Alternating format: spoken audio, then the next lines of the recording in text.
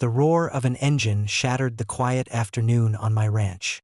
I stepped onto the porch of my lake cabin just in time to see a cherry-red Mustang fishtailing down my gravel drive. My Mustang. Behind the wheel sat none other than the spoiled son of the HOA president, grinning like he'd just won the lottery. "Hey!"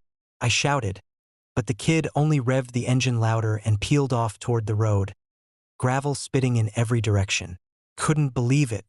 That car was my pride and joy, something I'd worked years to restore with my own hands. And now, this entitled brat thought it was his plaything. Minutes later, my phone buzzed. It was one of my neighbors. You might want to come down to the corner of Maple and Pine. Your car's in a ditch." I drove down in my truck, and sure enough, there it was. My Mustang nose first in a muddy ravine, smoke still curling from under the hood. The kid stumbled out, clutching his phone like it was a shield. "You're paying for this!" He barked at me before I could even speak. This junk car wasn't safe. My dad's the HOA president, and he'll make you replace it. I almost laughed at the absurdity. Replace it? That's my car you just stole and wrecked.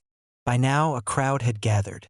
Neighbors whispered, some shaking their heads, others filming on their phones. The brat puffed out his chest. "You can't prove anything. My dad said the HOA has authority over abandoned vehicles." I was relocating it.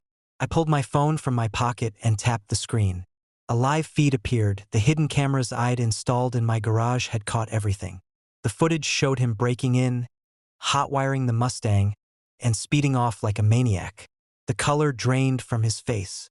Just then, a police cruiser pulled up.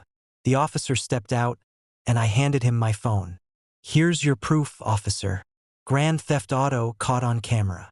Karen herself came rushing down the street, bathrobe flying, screaming like a banshee. "You can't arrest my son. He was only exercising HOA authority. That car was an eyesore." The officer shook his head. "Ma'am, the HOA has zero jurisdiction over private property. And this," he pointed at the wrecked Mustang, "isn't an eyesore. It's evidence." The brat whined, "Dad will fix this.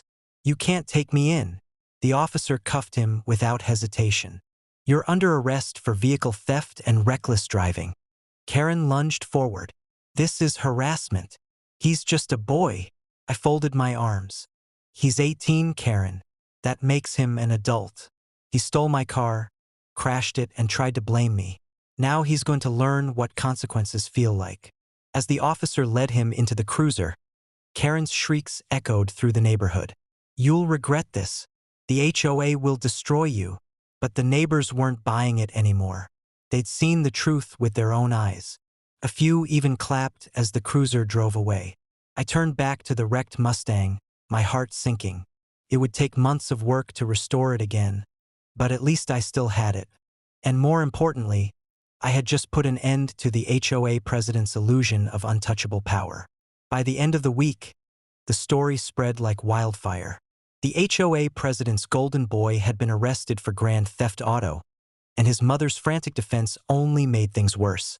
From then on, Karen kept her distance. Her son, meanwhile, had a shiny new record to go with his entitlement. And my Mustang? She may have been bent and battered, but she was still mine.